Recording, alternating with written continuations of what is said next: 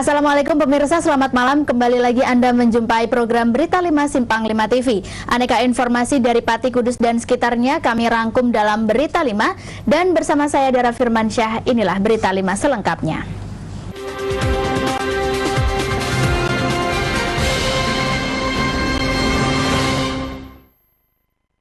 Pemirsa, tingginya curah hujan yang masih mengguyur wilayah Pati membuat ketinggian air di Waduk Selo Romo Gembong bertambah. Dari pantauan Rabu pagi, ketinggian air masih tinggi, yaitu mencapai 19 cm di atas batas normal elevasi. Ketinggian air di Waduk Selo Romo Gembong terbilang masih cukup tinggi. Akibat derasnya guyuran hujan yang terjadi dalam 2 hari terakhir, membuat ketinggian air kian bertambah. Berdasarkan pantauan Rabu pagi, Budiono, petugas Waduk Gembong mengatakan ketinggian air waduk 19 cm di atas batas normal elevasi. Ketinggian air sempat mencapai 55 cm di atas batas normal elevasi pada Selasa 28 Januari lalu, dan volume air kini berkisar 8,5 juta meter kubik. Kendati demikian, pihaknya kembali menegaskan terkait santernya isu yang memberitakan bahwa banjir yang terjadi Selasa lalu bukan diakibatkan oleh pintu waduk dibuka, melainkan limpasan air yang besar dari spillway akibat hujan deras. Untuk perkembangan ketinggian waduk sini?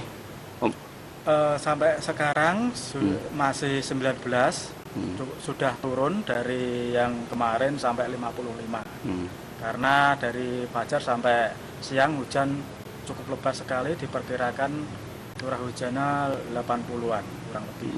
Diprediksi ketinggian air waduk bisa saja bertambah, mengingat intensitas hujan di wilayah Pati masih cukup tinggi.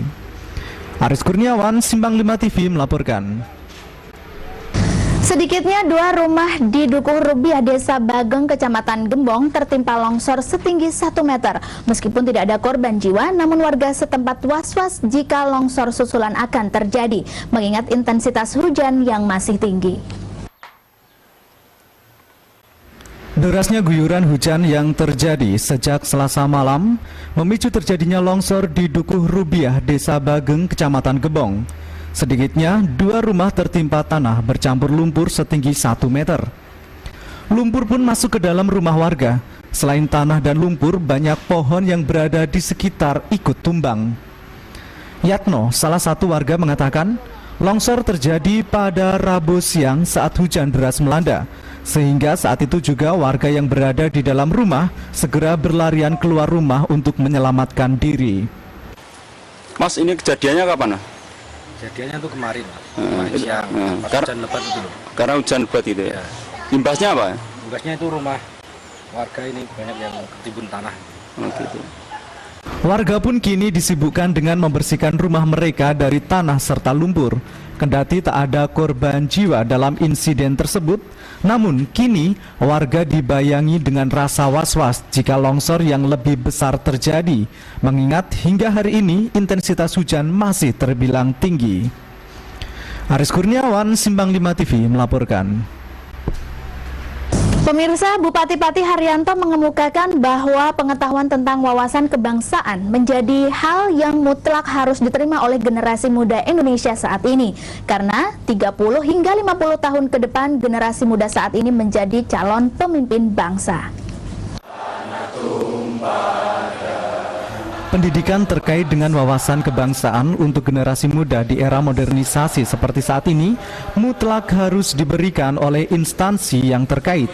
Apalagi 30 hingga 50 tahun ke depan, generasi muda yang saat ini masih duduk di bangku sekolah akan mengisi dan menduduki jabatan penting.